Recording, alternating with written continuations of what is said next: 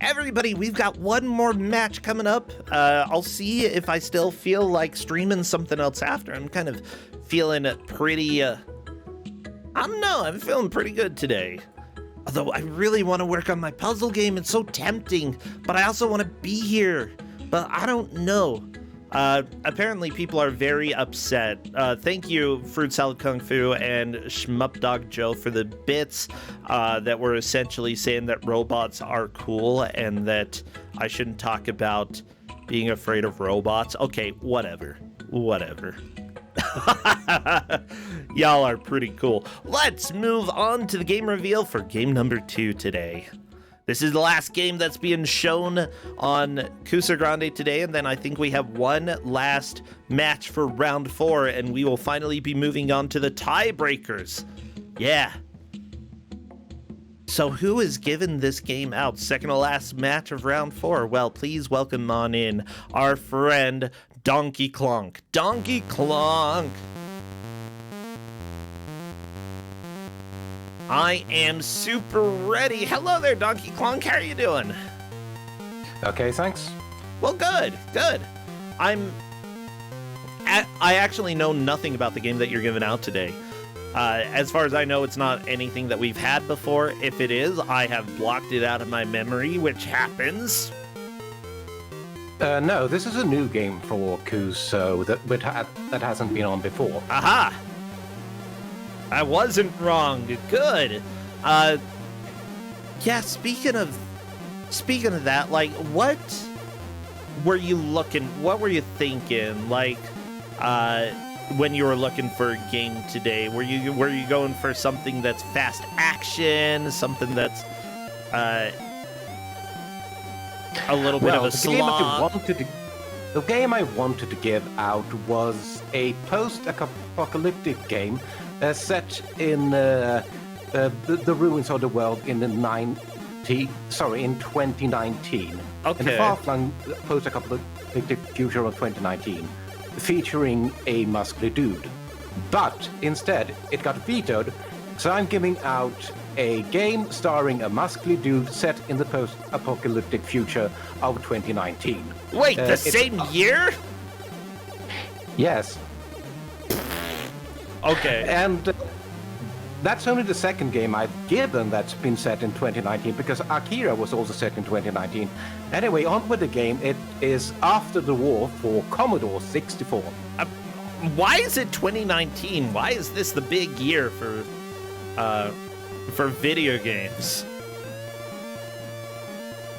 I don't know. Like, it does kind of have a sort of foreboding sound to it, and back in the 80s and 90s, you know, it seems so far away, but like not too far away. It's like, you know, we're all gonna live, and well, not all of us, a lot of us are gonna live until 2019. Still thinking this might be after the war, but the players are going to be facing it right now. They have 1 hour to try to make as much progress as they can, and whoever does will take the victory and get 10 points. The other players, of course, will have fewer points distributed. Second place, they take 7 points. Third place, 5, and fourth place, 2. And obviously, we're eliminating quite a peoples. Help me, Donkey Klonk. My words. So, this match is quite a mix when it comes to player points. I know one player has 30 points, which is Orkami. The two players have 27 points, and one player has 25 points.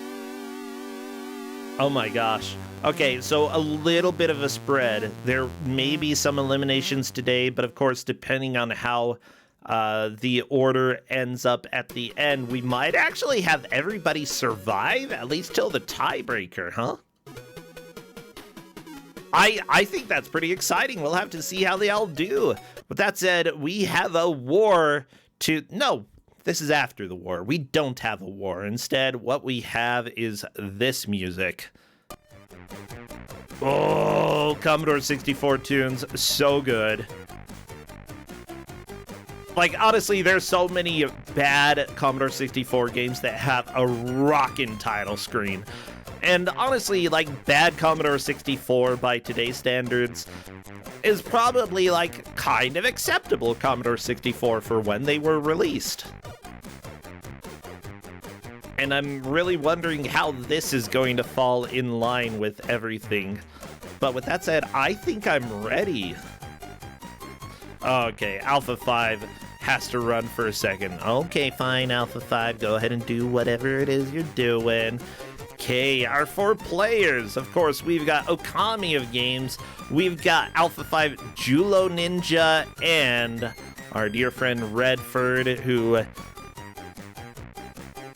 Redford is the one who has 24 points, so they would need to come not last. Okay. Yeah. If they finish third, they go into the tiebreakers. Yeah, second or first into the bracket. Redford, definitely the most to lose with this match, but all you're looking for is not last. Of course, with 4 people, somebody is going to come in last.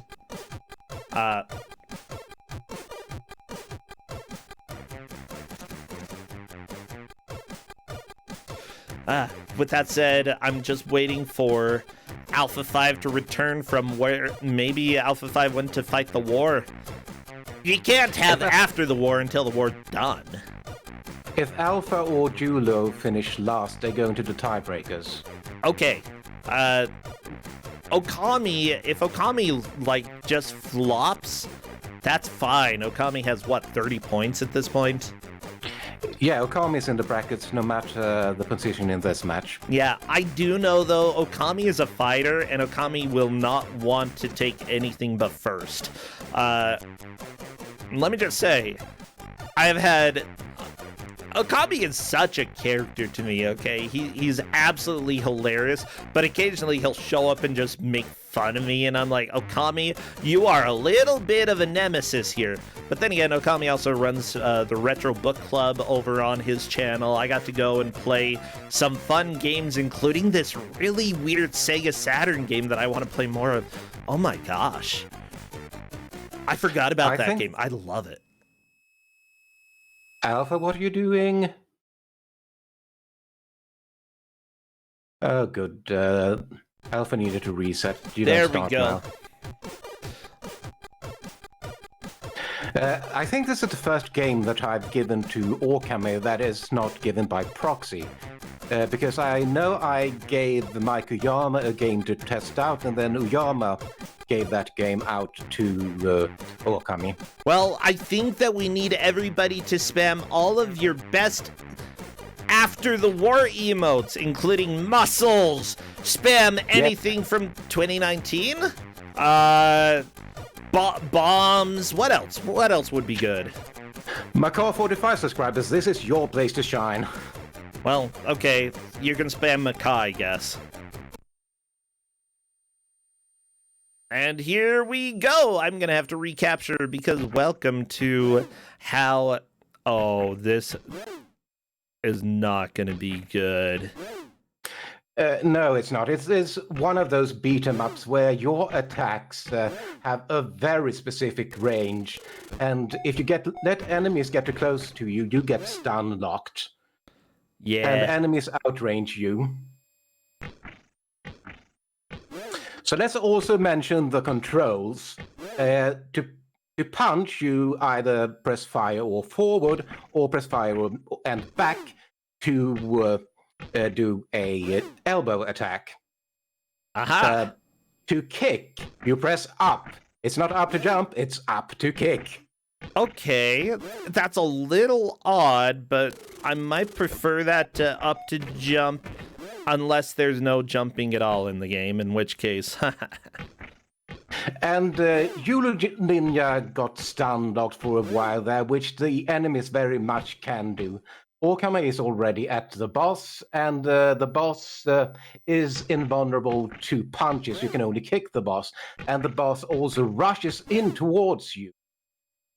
So you're going to have a very bad time attacking this boss because you need to keep your range to that boss.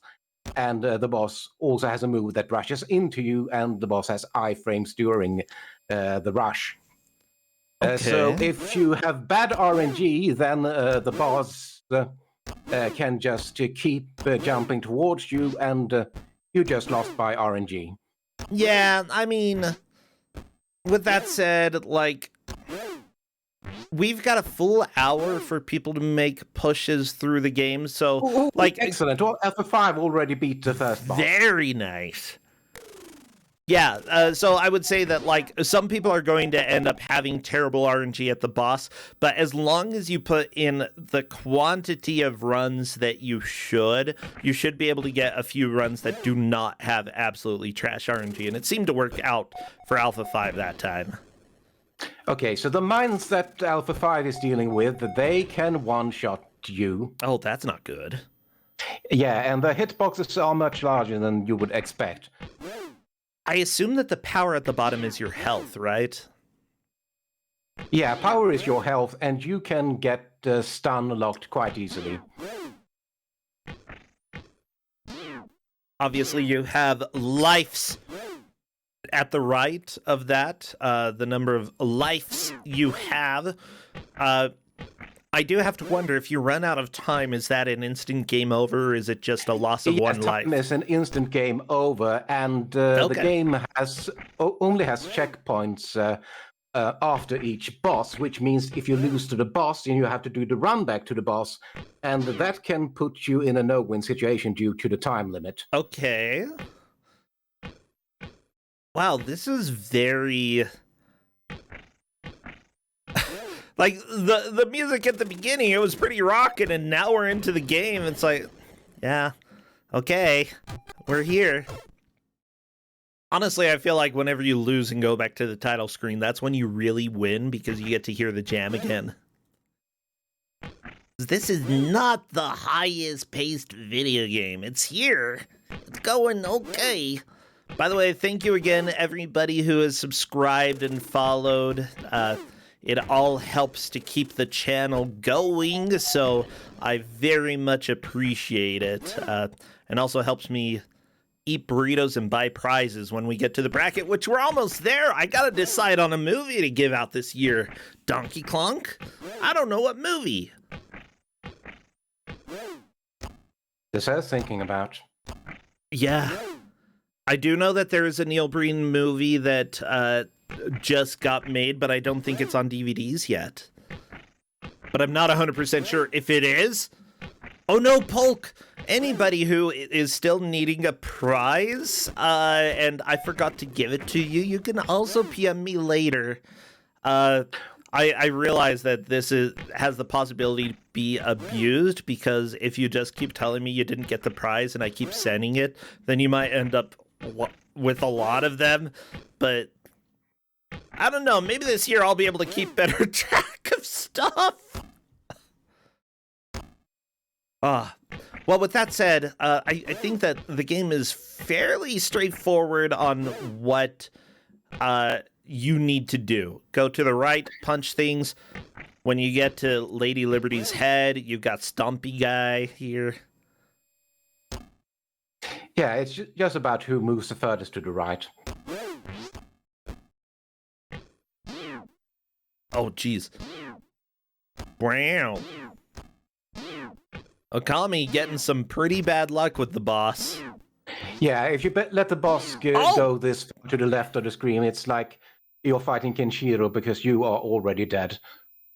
But Okami got through it. That was very lucky. Okami is the second player to see stage 2. Stage 2 of level 1. Alpha 5 got here first. Yeah. Honestly, I'm not too surprised that Okami and Alpha 5 are doing this well. Honestly, like, all of these players have done pretty well in the tournament so far. Of course, the one person who is very much worth watching is Redford, because if they take 4th, they will be out of the tournament. They're the only person in this group who cannot take 4th if they want to stay in this. So, you in stage 2, you have enemies that come from behind you, and those enemies need to be attacked with your elbow, and your elbow has almost no range. It is extremely precise to get a hit in on those enemies that come from behind you. Oh my gosh. Without taking hits yourself. Yeah, Okami killed one of them right there. Here comes another one. Yeah, I don't like these dudes. Not only that, but like you can't get rid of them. They're just gonna stay there until you kill them. Yeah, and this one isn't approaching. He's just staying back there and shooting. Okay, Okami gonna get back there and. Okay, I mean, unfortunately that's a death, but Okami had enough lives that it doesn't matter too much. By the way, do you want me to read the lore for this Donkey Kong? Because the manual has some. Definitely. Well, I posted it in the match chat. Yes, I've got it. Okami got too greedy with the mines. The mines one-shot you. Yeah, we're going to see people going back to the first level quite a bit, and we're also going to hear this single sound effect through most of the game. Okay, here we go. Let me go ahead and get my dramatic voice here. Okay, that's just my normal voice. The year is 2019, Manhattan, after nuclear war. From the ashes rises a hero, Jonathan Rogers, better known as Jungle Rogers, master of the asphalt jungle. His only chance of survival is by reaching the XV-238 launching platform, located at the HQs of Professor McJaren. Okay, this is gonna be a little bit, a little aged, okay? Professor McJaren, a schizophrenic murderer, and then escaping to the outer colonies away from Earth. It won't be easy getting there. He has to cross the dangerous streets of Manhattan, plagued with hapless survivors who in their desperate situation has become thieves and cannibals. And afterwards, he will have to face the guardians of McJaren's scientific complex. Yeah. So, yeah, let's go ahead and say that might be a little bit ableist, a little bit, a little dumb. This is Redford's first time on stage 2, and he immediately got stun locked. Yeah, I mean, that's life. Isn't life just one whole stun lock?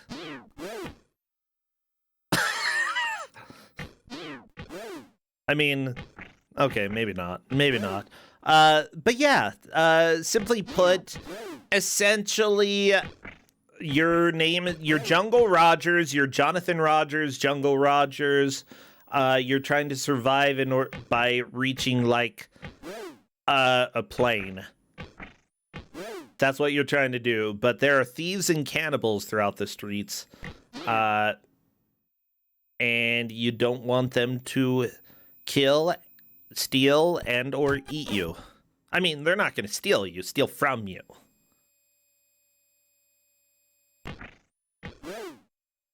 Although, I feel like after a nuclear war, yeah, like, it's really amazing how many games, how many stories in the 80s and 90s came out that focused around, like, a post-apocalyptic world. I feel like we lost a little bit of that during possibly the maybe the PS2 era, and then PS3 it all came back again. Before the collapse of the Soviet Union at the end of the 80s, throughout the entire year of the 80s, there was a real risk that the missiles might be flying any moment. Oh, yeah. I mean, one of, I think, the best films ever made, one of the strangest dark comedies, Dr. Strangelove, came out during the Cold War, all about the Cold War. It's honestly, it's a slow-paced comedy. It's a slow burn. I recommend that everybody see it, even if you don't completely gel with the comedy. There are probably some moments in the movie that you're like, oh, I've seen that reference literally everywhere because of how influential it is. Like, that's one of the core movies that if you are a movie buff, you have to see it at some point.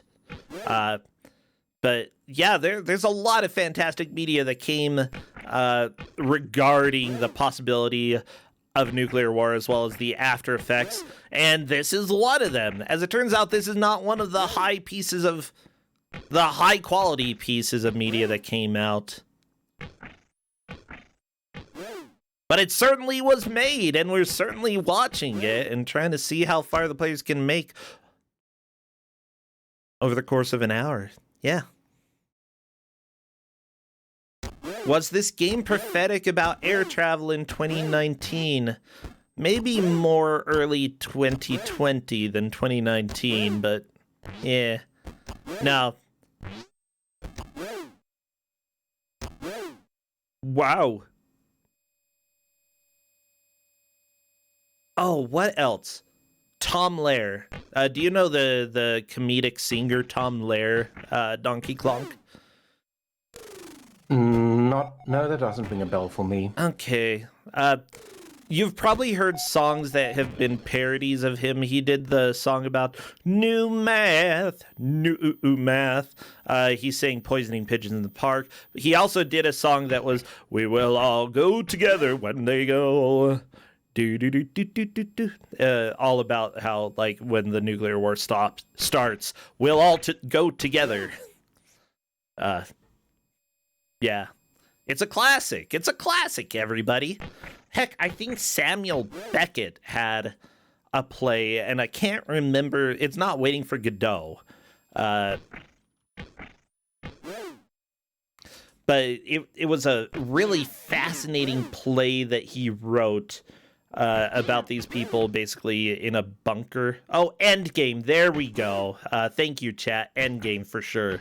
That was sort of them just sitting in this place. They don't have any food. They can't leave where they are. And it's just sort of like a really strange, dark comedy that absolutely fascinating. I kind of recommend it. It's just very strange.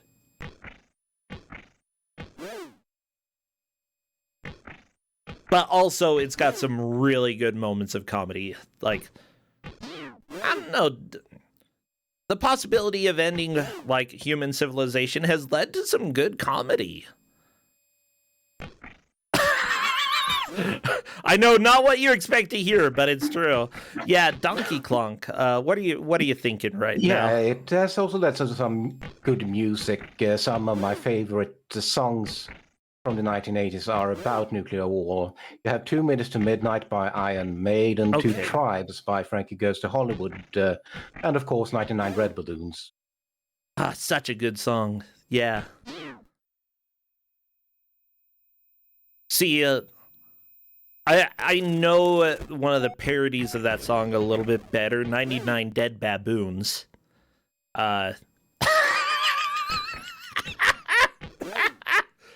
Okay, anyways, yeah, there you go. I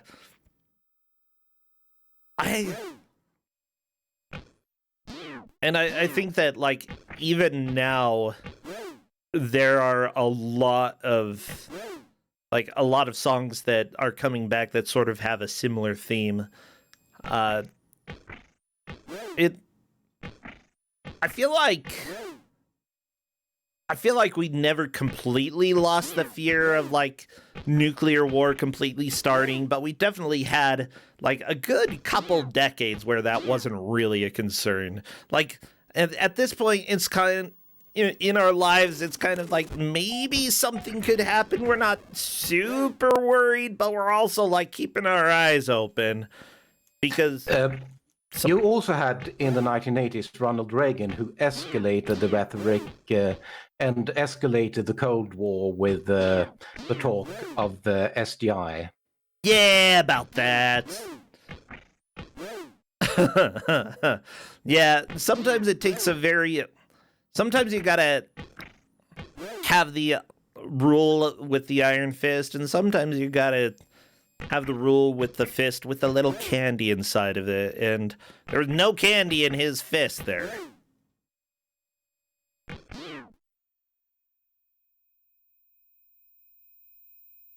I just want a candy. So you notice that Alpha 5 is already at 18 seconds remaining on the timer that gives you a full game over, and Alpha 5 hasn't even seen the second boss yet. Oh no. There are 3 bosses. Does it give you more time if you get through a level? I see Okami's on level 3 and only a minute and a half left?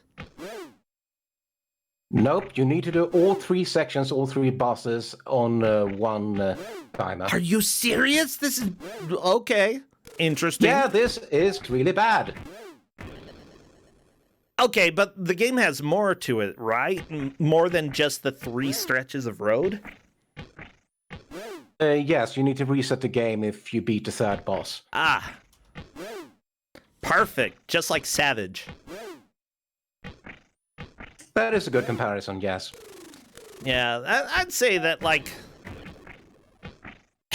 For Commodore 64 standards, I would say that, like... This isn't good, but also...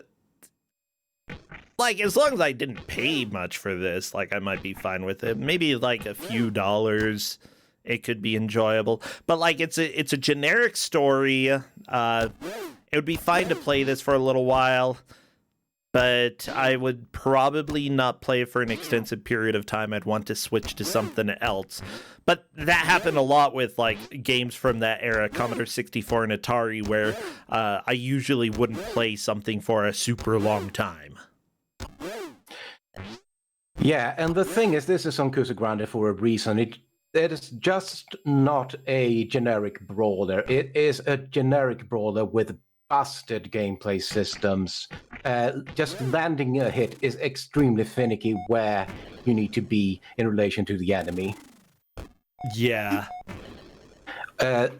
You have the completely unfair timer. Enemies have completely unfair stun locks. You have RNG with the bosses. This is just so full of bad gameplay decisions, in addition to being generic. Yeah, it's generic.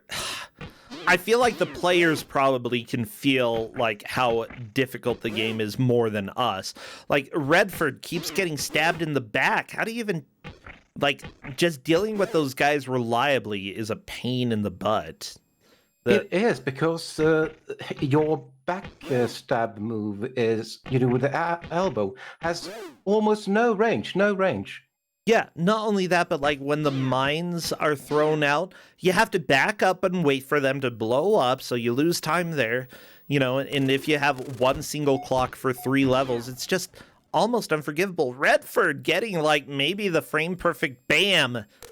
Oh, that's really satisfying to see at least one player getting the elbow pretty reliably. Not completely, but pretty reliably. Good. And yeah, but Yulo is also running into stun locks and ooh. So I wonder, Redford has been like killing them in one hit sometimes. Is there any reason for that? The people who run up behind you take 1 hit. Okay.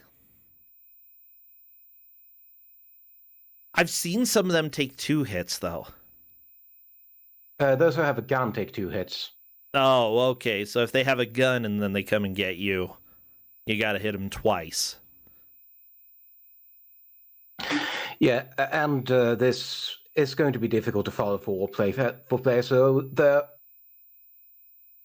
this is going to need to go to replays. Probably. But we still have a lot of time. We might actually see 1 or 2 people beat the core side 1 of the game and make it to the second part. Yeah, but look at Okami just getting RNG'd by the first boss. And, yeah, and that's 40 seconds gone. That's 40 seconds on the time, and good decisions on the part of Okami to reset. Yeah. Because losing there is a soft lock, because the checkpoint is after the boss. But I mean, like, look at the time period that this was made. Okay, this was made in 1989 by Dynamic Multimedia SA. They're a Spanish game development company, and I would go ahead and say that for one of the publishing and developing companies that's not a big one, they haven't had any established rules for how to make a game at this point. They're just, they've played games, they know what games look like, and they're doing their best to create an experience that is going to be similar to that. But, the rules for how to make a good game haven't been written, so having a boss that can completely body you, that's just something that, I would disagree because the brawler was an established genre in the late 80s. There were a lot of arcade brawlers in the 80s before this that had much more reasonable fighting, despite being quarter suckers. I mean, by 1889, Konami Turtles was out, Konami Swimsons was out.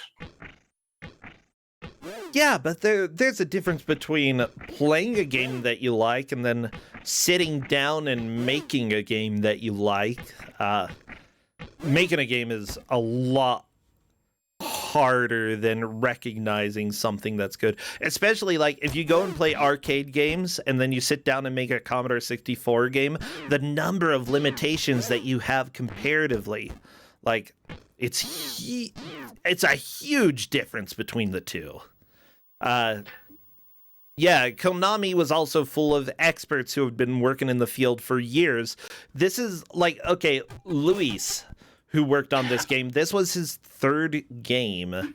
And I think the other two were not side-scrolling beat-em-ups. He had Navy moves. Whoa, this is beautiful. Maybe this was... No, I don't even know what genre this is. What? Swimming game? Okay. I'll go ahead and call it a swimming game. And then you had Mega Nova, which sort of is a space shooter, and everybody can make a space shooter that's semi-competent. This really is a genre that they hadn't tackled before. That's not to say that you're incorrect. Like, honestly, there are some people who can play a good game and will be able to embrace the limitations of the Commodore 64. But they wanted to make something that was close to an arcade game. I mean, look at the detailed graphics here. Like, this, it looks good. Yeah, this is fine for the C64 the way it looks. And just look at the huge sprite on the boss that Alpha 5 is about to run into. Yeah, maybe not like very detailed colors, but like we've got this repeating background texture. We've got broken windows and boarded up doors that had been broken into, trash cans that have very visible wear. We've got Lady Liberty who's destroyed. We've got tires for sale. Like, this is a lot of data that they crammed in to like make for Commodore 64 standards, a very nice looking world. Yeah, this isn't on Kusog7ande because of how it looks, or coming on to part 3 again. I mean, they're like looking at Okami a little bit. You kind of do blend in a little bit with the background, but that's something that, like, I'd say the 90s really started to tackle pretty well at eliminating, and I can forgive it a little bit for Commodore 64. But yeah, it's very apparent that they had seen many good beat-em-ups and that they wanted to create something that was similar to those. It's just that, graphics-wise, they were able to accomplish that. Gameplay-wise, no. And I'm not sure it's necessarily their fault, per se. It's just really an ambitious feat to try to take an arcade experience and put it on a Commodore 64.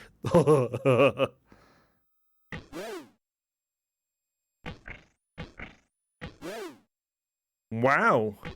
Wow. Yeah, I wouldn't mind you putting on a playlist for this game, even if you hear the title screen for a few seconds? We might in a little bit. I'm having fun, like, looking up a little bit about the people who made this game as well.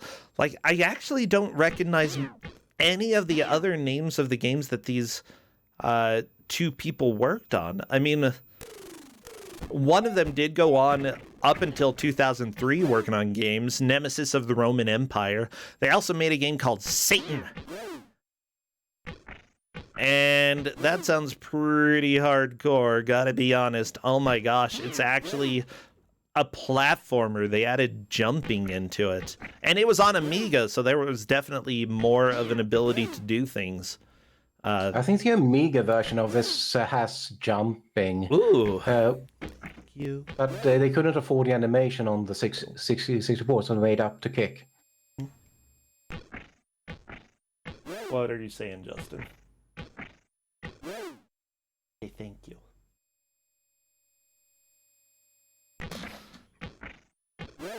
Wow. Yeah, the Satan. Up to Kick is just kind of a weird thing, but if you've got, like, a joystick and a single button, and you also don't have jump, you might as well put something to Up. I'm not as upset about Up to Kick as, like, I might be in other situations. Okami is almost out of time, though. Yeah. Yeah, this is going to be a game over pretty quickly, and I think Okami will realize very soon.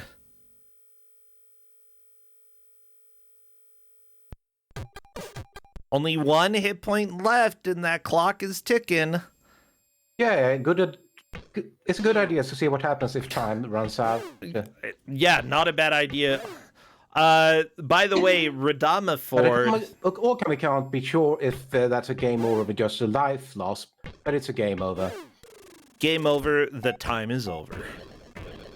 Redford, by the way, typed in Discord and said, I now know why this game is on Kusog7ande, curse you, Donkey Kong. A lot of anger issues coming up in Discord over this game, and I kind of love it. It's okay, they can deal with their anger, you know. It's good. We make you feel anger during Kusog7ande so you can just get it all out of your system and go live a happy rest of your week.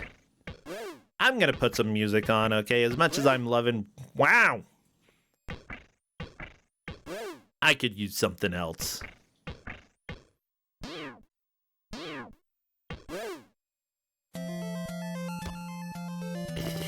Of course, Goonies music. This absolutely fits perfectly.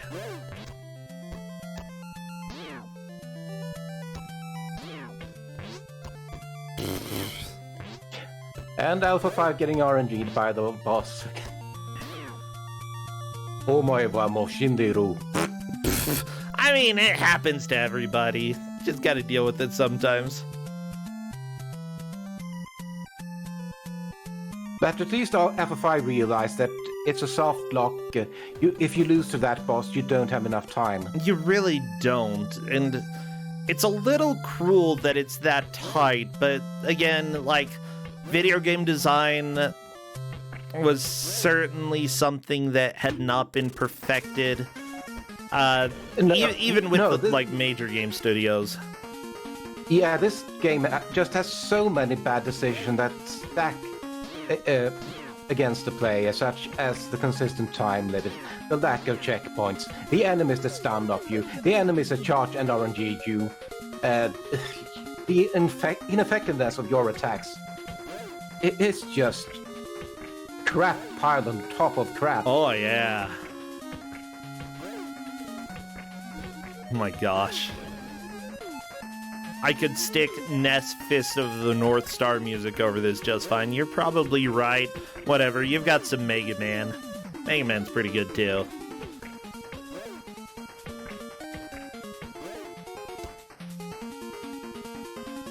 By the way, apparently there were some versions of this game that had digitized voices. Some of them had more impressive graphics. Yeah, it's like Yeah, I'd really be curious looking at some of the other versions as well. Yeah, the 16-bit versions of this were the definitive versions, so they got the Commodore 64 ports. Okay. So, yeah, are those ones actually enjoyable, in your opinion? They look better, but... Okay. Yeah, the port is pretty faithful when it comes to gameplay crap. Okay, so they look better, but they don't play better. Yeah, other people in chat, I see they're saying that they are looking at the Amiga one right now, and it's actually decent looking. Yeah, welcome to graphics not representing gameplay. I mean, that's how you get away with scamming people out of money to make a Jetsons game. As long as you can make a few graphics that look decent, and they don't have to see the game in action, then you might be able to pass it off. But really, it comes down to, like, playing the game to see how it really is. But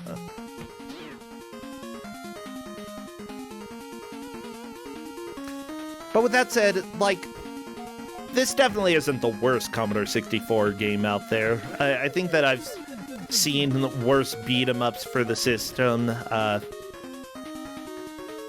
I don't know if I've played any worse beat-em-ups for Commodore 64, but there definitely are some out there.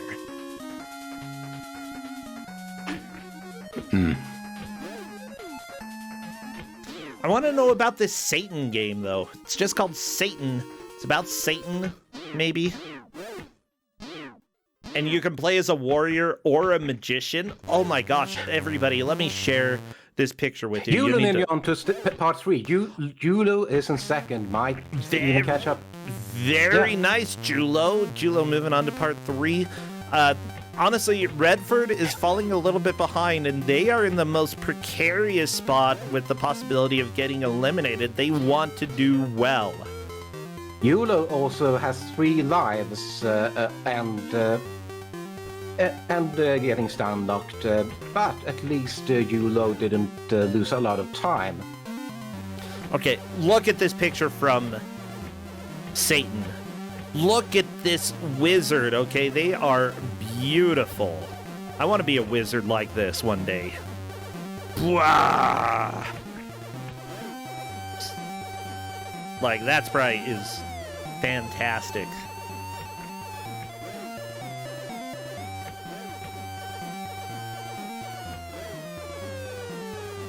It's probably not a great game, but I'm very interested. No, it might be a fine game. Like, honestly, you know, just because somebody has made 1 or 2 or 5 or 10 lower quality games, it doesn't mean that they can't have 1 or 2 breakout games, you know? I just love, like, where companies come from. It's, and there's so many European games that I just don't know about Donkey Kong. Like, anything that's Commodore 64, I probably, unless it's Snoopy, and it hasn't been on Kusog7ande before, then I probably don't know about it. Yeah,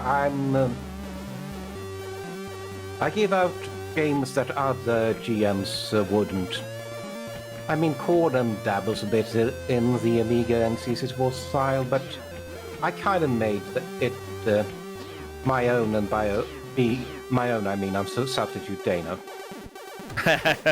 Yeah, it's fair. Dana, I feel like Dana's got a pretty good understanding of Commodore 64. You two, I feel like Dana's taste is a little bit different from yours. You often go for things that, like, have some very big redeemable qualities. Kangaroody stands out to me as, like, a game that deserved to be on Kusog7ande, but is kind of fun at the same time. And Dana is the one who's like, I know this is going to hurt you, and I am here to hurt you. This is my job. And I value that, too. I think that's good. Yeah, I've also been seeking out the tail end of the Commodore 64 life cycle, which I think this game belongs to. Yeah. So, I was talking about the title screen music and how rockin' it is. It was done by a group called Maniac of Noise. Guess what? That was created by Jaron Tell and Charles Deenan. And Jaron Tell is a name that a lot of people here will know. From RoboCop 3, did the music for RoboCop 3, among others. Composed more for the C64 than he did for the NES, but he did some... You point out RoboCop 3, Lemmings. Come on, Lemmings. That's the one that people here are going to be able to appreciate. Turrican. The C64 ports, though. Well, okay, Savage. He did Savage. The C64 port. Yeah, which is the best. Cybernoid, the fighting machine. The C64 port, probably. The C64 was the original for Cybernoid. It was ported to the NES. Really? Okay, I didn't actually know that. Cool. Stormlord, Hot Rod, Teenage Mutant Ninja Turtles. I don't know which version, but probably Commodore 64. Yeah, seriously, he is a legend in video game music stuff. And even if they're ports, a lot of the times, like, the title screen had completely original music. Sometimes the levels had original music for ports because, you know, the original music just wasn't very jammin'. But also for C64, it was usually just the title screen that needed music. They didn't have music inside the game. So, you know, what do? You don't need music in the game. You just need one really good title theme. Go to the best. Go to Jaron Tell. Charles Deenan, by the way, working with him as well, has done music up until 2020, Call of Duty Warzone, Star Wars Squadrons, Jedi Fallen Order, yeah. And you just had the Flash for Sega Master System on as the background music. Guess who did that? Yeah. Jaron Tell. Yeah, there's a reason... Like, I've got some of his music in my playlist because some of this music is really good. Oh, apparently Charles Deenan did MC Kids, which for some reason every McDonald's game is good. I don't understand. How about Civilization games, huh? Charles Deenan did the music for Civ 6, Baldur's Gate 2, Baldur's Gate 1, enhanced editions for both of those, although he may have worked on the others. Tons of the Need for Speed. Yeah, he worked on the original Baldur's Gate games.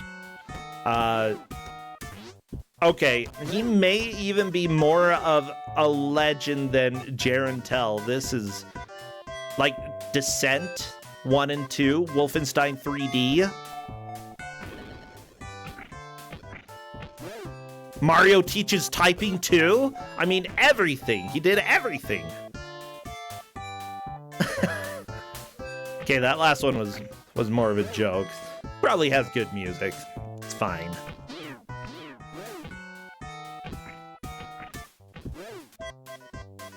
Wow.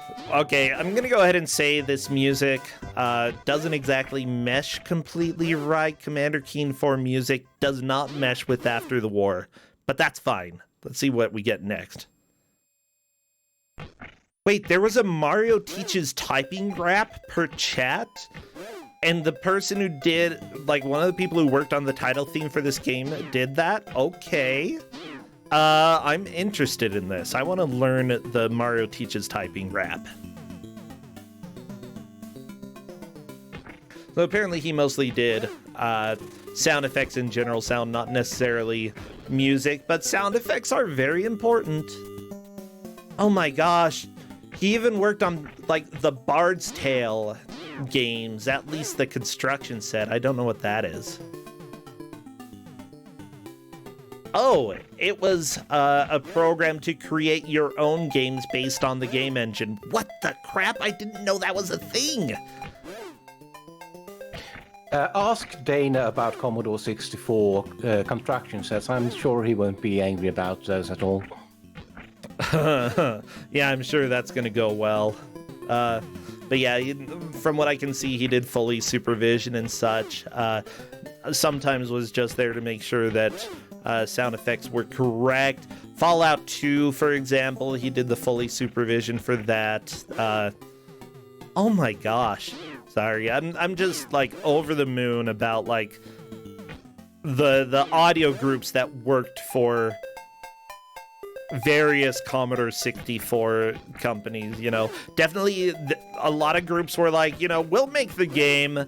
We don't know how to make good music, but we know one or two people who do. We're going to go ahead and pay them to do that. And that was just their specialty. They made good music. They made good sound. And like the fighting sounds in this game maybe like could have had a little more diversity. IMO. But they got the job done.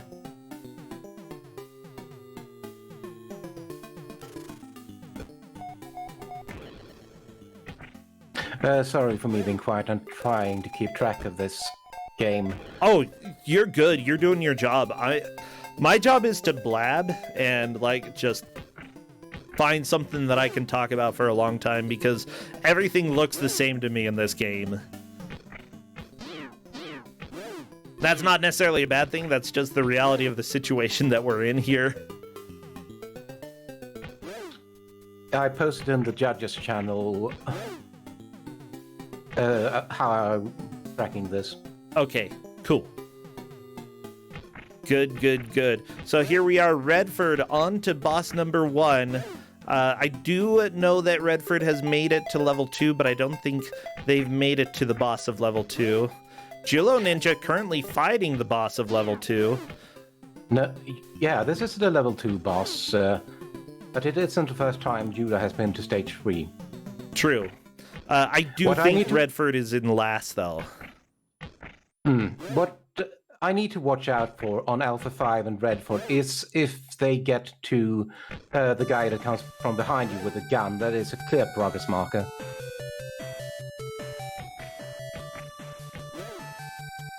He's got a gun! Yeah, I know... Unfortunately, Redford is going a little bit slow on this level. I think that, you know, they want to be a little bit careful about the enemies from behind, but at the same time, you don't want to dilly-dally too long, because you've got a severe time limit here. It's not as if you're going very fast when you're moving forward.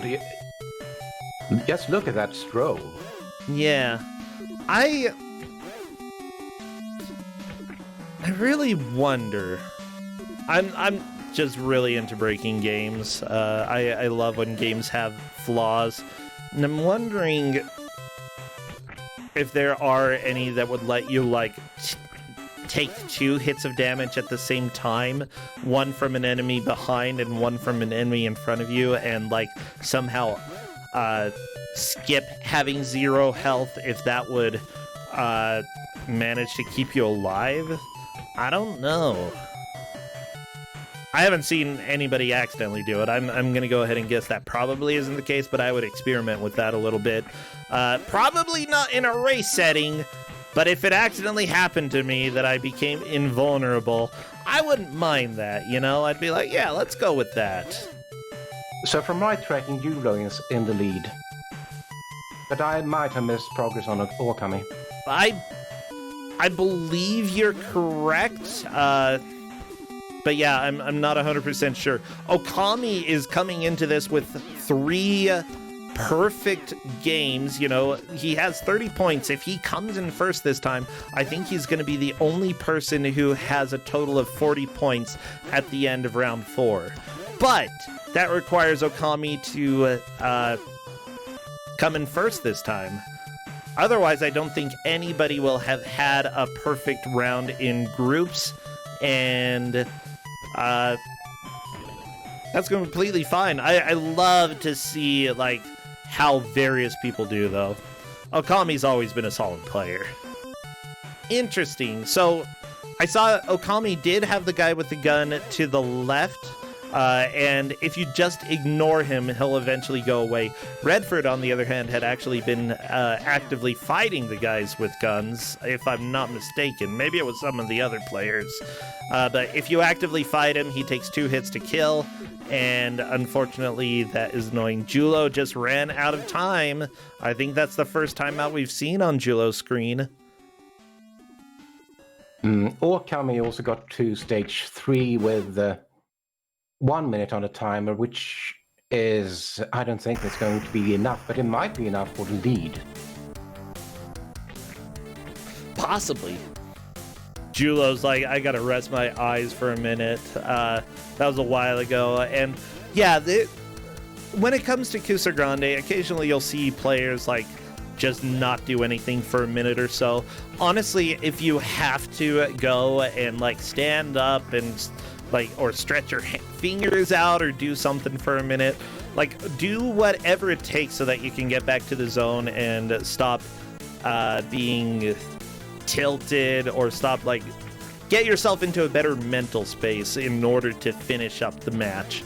I know that I'm particularly somebody who, if I start getting walled by something, I will bash my head against that wall until I lose, pretty much inevitably. If something throws me off, like, I am very reluctant to, like, quote-unquote, this is also a game where bit. one miss can cascade quite drastically, because enemies can stun lock you, and losing one life puts you back at the checkpoint, which is after a boss only. Oh yeah. Okay, Okami starting over again. Alpha 5 has, I believe, is currently the one to watch to see what progress they can make. This is close to where the guy with the gun comes out on the Alpha 5. Where's man with the gun? Where are you? Oh no, not the sandwich instead. Yeah, and unfortunately your timer does not reset.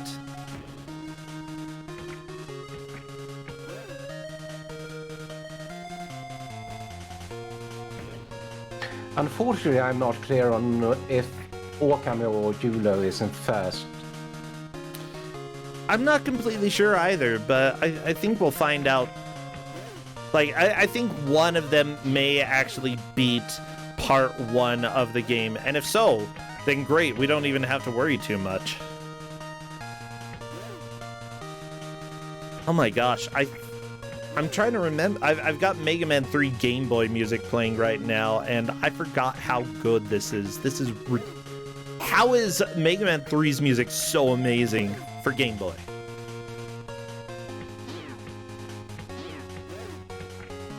It's just good stuff. And it fits this game too. It's good.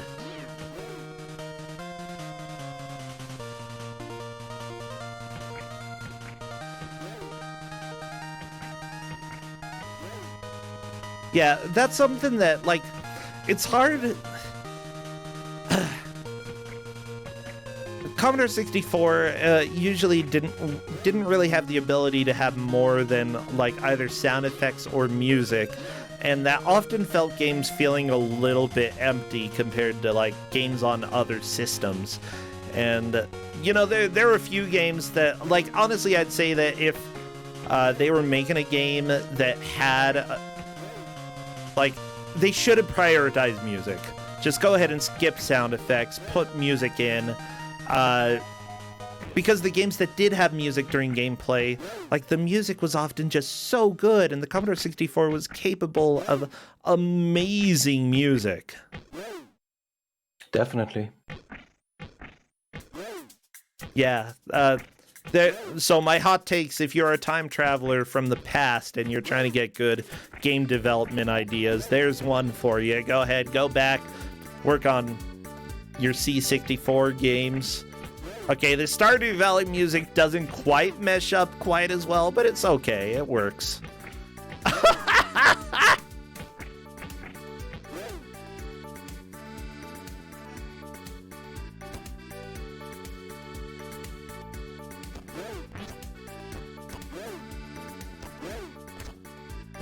People are saying that if you're a time traveler from the past, escape now while you can. I don't know. I don't know about escaping.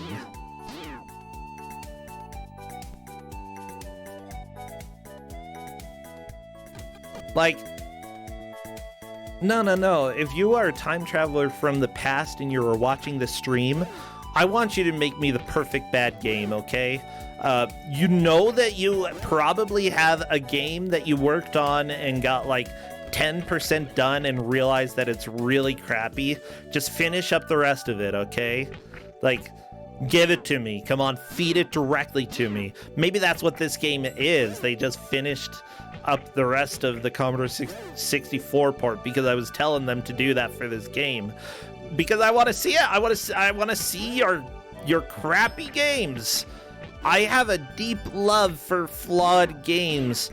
And honestly, Donkey Kong, I think that, like, I'm thinking back to the era that I played, like, Atari 800 XL games, which were mostly Atari 5200 games, as well as some floppy drive games. Like, a lot of them were probably about this quality, and I would still play this, like, back when I was a kid. I don't know, I don't think I would have loved it, but it's something that I would have kept in the rotation, you know? This is one of those games where you don't fully understand how frustrating it is until you've played it and experienced just how small the hitboxes of your attacks are. And if you are at the wrong range, then you get stun locked. I mean, I kept trying to play Karateka when I was a kid, and I didn't understand anything that was going on with that. Yeah, this is definitely a game in the Karateka or Kung Fu vein. Yeah, I'd say that this at least is easier to understand how to play than Karateka. Karateka is kind of brilliant, but also unforgiving. Absolutely unforgiving. In fact, I think most people, the first time that they play it, they'll run, and as soon as they get to the first enemy, they will get killed in a single hit. Okay, putting money in that. Oh, in Karateka, the goal is to take a step backwards and fall off the cliff. Yeah, you can actually die in the first screen that has no enemies very easily. Yeah, I know Ashens did a feature on which game has the quickest game over, and Karateka stepping off the cliff is a strong contender. Oh, it's high up there. The winner was from Action 52. I think it will... Which one? The one that's like a bomb or something. Oh, I don't remember the exact name, but it sounded like Ombo or something. Yeah, I do know that there's like a space shooter where as soon as you start the game and start flying forward, there's an object immediately in front of you. No, this was a platformer. Okay. A single-screen platformer.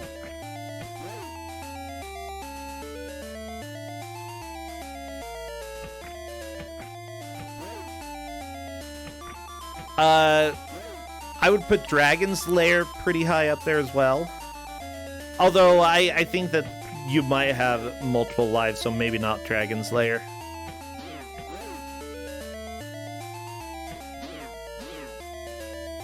Hambo, thank you, Tales Faraga. That was one. Hambo from Action 52? I don't think I've played that one. Mind you, I had a goal to like beat all of the Action 52 games because I got 5,200 followers on Twitter. Guess what hasn't happened yet? I haven't beaten Silver Sword because that... Oh my gosh. Silver Sword sucks. It sucks so much. I don't know anybody who has beaten it. This isn't... Actually... Has NPC beaten it? I think NPC might have beaten it. It's just so difficult. Kingsfield 4, you can game over in the first 3 steps. That's pretty impressive. I know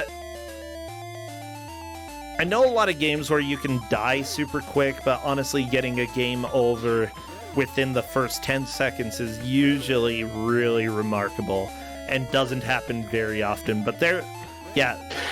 My personal record is, in a game I've given at Kusog7ande, is 6 seconds for the last V8. Ah, yeah. So apparently, game over in Hambo, per Tales for Aga, you can do in 0.4 seconds.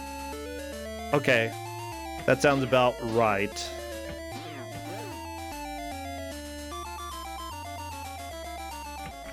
Yeah, the thing is, like, most of the games that I think of where you can die really quickly, you have multiple lives, and it's just because of that nature, you're gonna take more than a second to get a full game over. Yeah, even if it's Convoy or Nazi, you still have 3 lives. That one's brutal, though. I'm sure we can think of something else. I'm sure.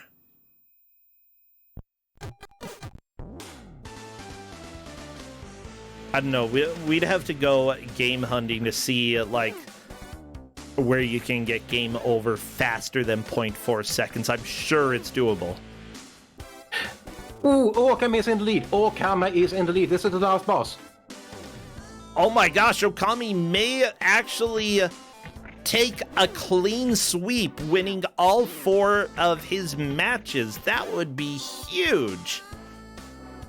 Definitely a way to flex a little bit. Although, Okami, I'm still going to give you crap, because I feel like I gotta. Yeah, the big question is Redford versus everybody else. Is Redford in last? And I think maybe. There you go. Okami beat level 1. Oh, congratulations, you did it. No exclamation now Okami point. needs to reset and select stage 2.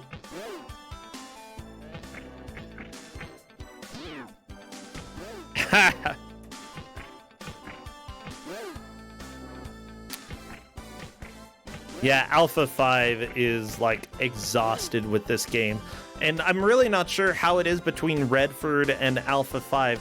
Remember, there's no shame when you don't play well in a bad video game. They're bad for a reason. That doesn't mean that they shouldn't be played, or that, you know, we shouldn't acknowledge the work that went into this, because there's actually a decent amount of work.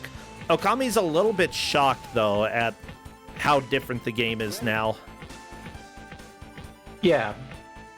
Redford, that is a game over?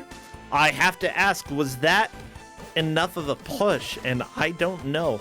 I feel like we're going to have to go and review Redford and Alpha 5. We will need to review takes between Alpha 5 and Redford, yes, but Okami definitely first, and Yulo is definitely second. Yes.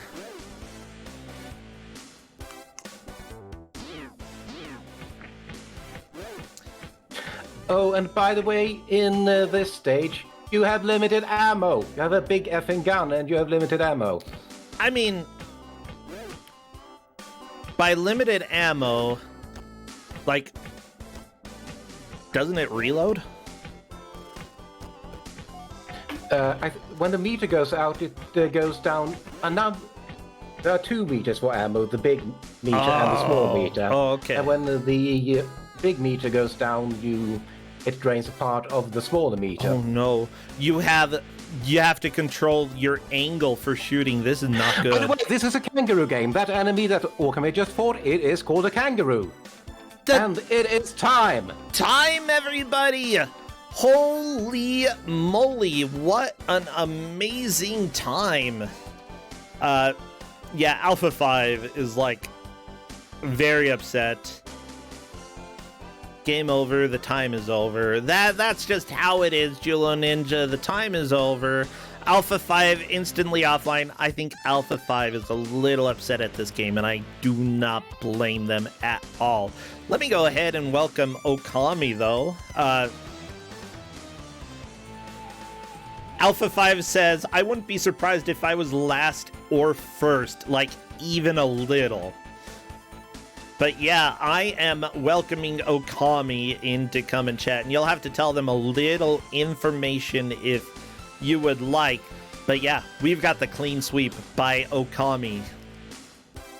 Hello there, Okami, and congratulations! You're the highest scoring player during this Kusog7ande, winning all 4 of your matches. Holy crap. Hooray. Hooray? Uh-oh. Are you okay?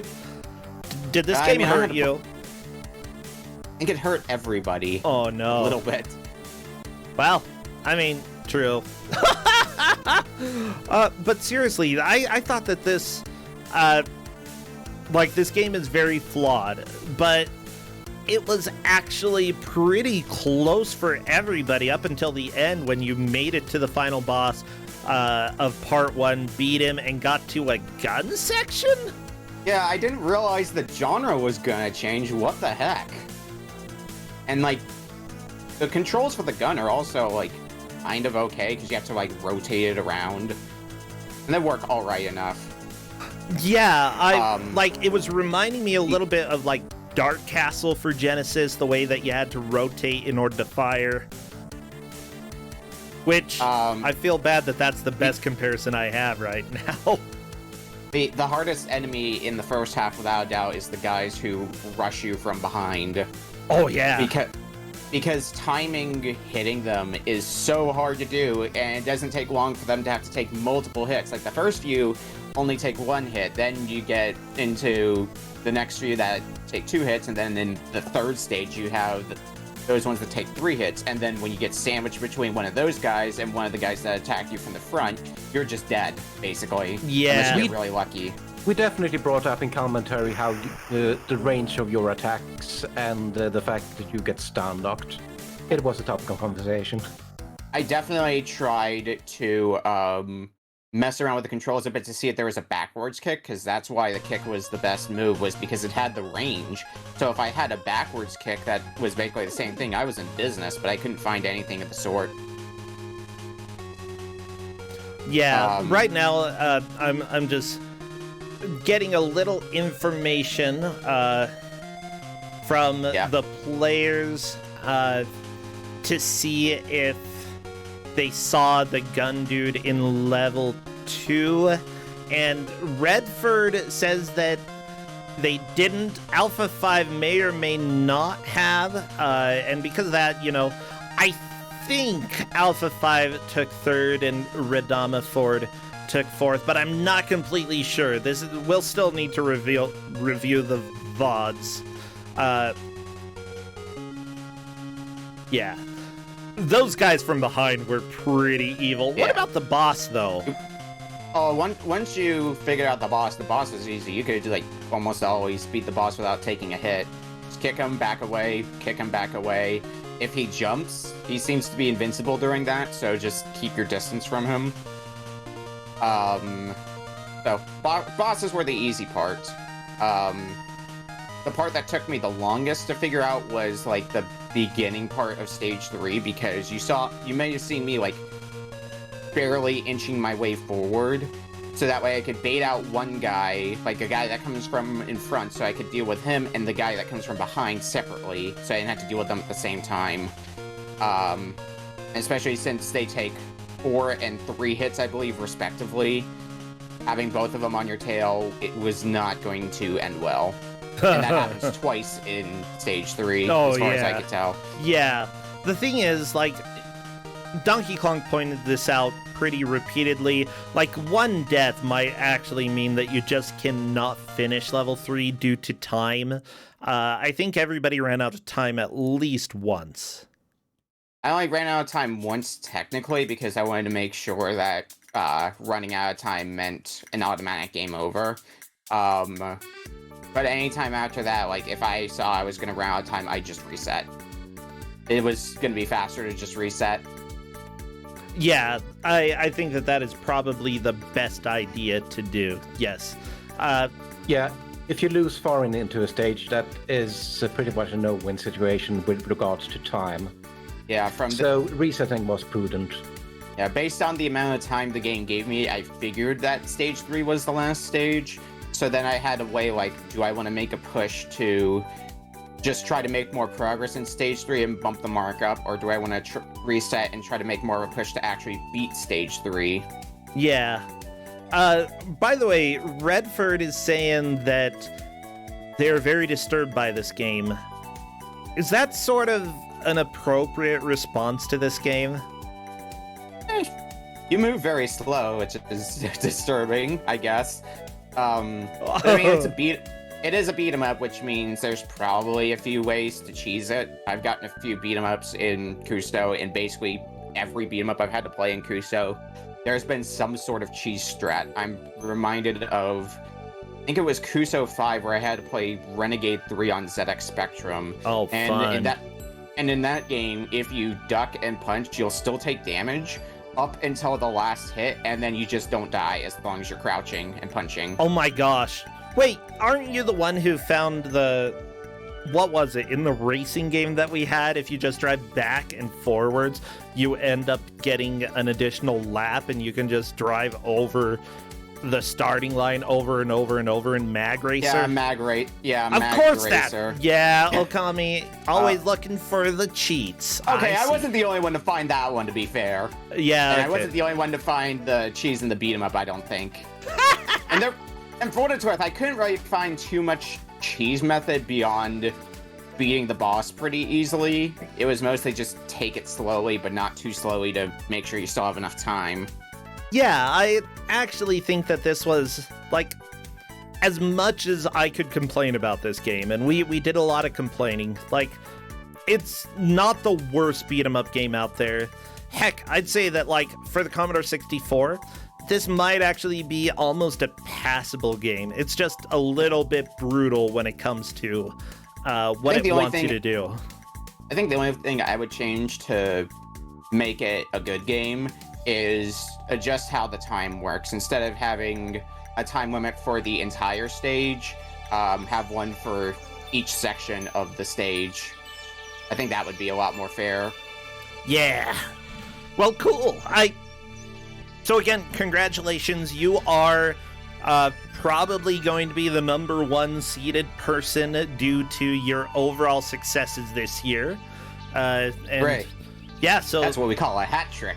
I mean, occasionally it happens, and like, you've always done pretty well. It's just, this seems like it's your year to shine, and that's really cool. It's like group stages always seem to go usually pretty well for me, and then brackets, it's anyone's guess. Yeah. I was the #1 seed last year, and I took my first loss in Winners 1, so it all depends on the game. Yeah, by the way, Flannel Cat is saying a hat trick is 3 goals. You got a hat trick in a third, so good job. Oh.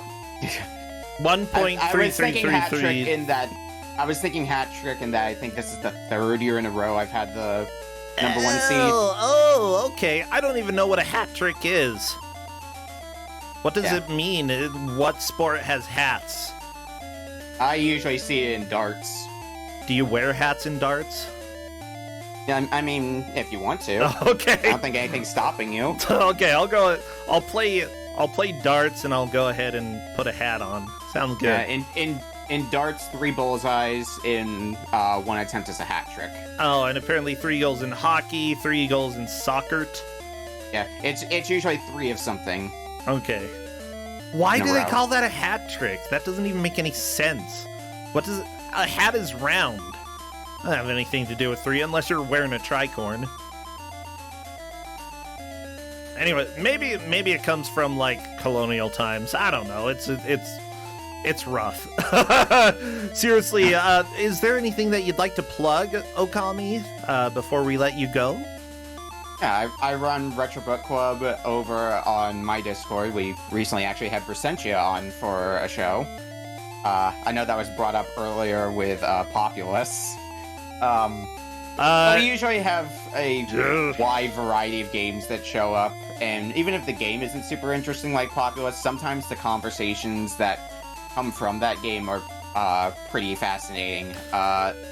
Just this past weekend, let's see, we had 2 ROM hacks. We played Ridge Racer, and I made people play Kurikurukurin. The 2 ROM hacks, we had New Super Mario Land, which is what if you took Super Mario Land, put it on the SNES with the new Super Mario Brothers graphics, like on the DS. Oh. And that worked surprisingly well, but it did have some bootleg feels to it from time to time, as well as Rockman 3: The Last of Mushroom Kingdom, which was basically put Mega Man in Mario 1. And that was also surprisingly fun. Well, cool. I'm glad that there's so many different takes on Mario games and so many like ports or fan ports that are just really fascinating. I barely know any at all, and I think it would be fun to play some of those. So glad that you did. It was definitely a hack that you could tell the creator of it did put some time and care into it. I love when they do that. Well, thank you so much. And Donkey Clonk, anything you want to add before we take off? Play more pinball. Play more pinball! Yes, pinball's good. And everybody, we will again review the VODs to make sure that we know who took fourth. We think it's Radama Ford, but we're not completely sure. If it is, that's elimination, and we get to cry a little bit. But if it's not, then all of the players are still in the tournament. Well, Donkey Kong, Okami, Yes, I'll let you two go. And how dare you change your name to Time Kami, okay? My name's been this for at least a little bit. Yeah, I think like half of the people on Discord have their name with time in it at this point. Maybe I should have done the thing that we were joking about in the match room, where since I was on 30 points going into this, I just like have my webcam up during the match, just me sleeping for the full hour. Oh my gosh.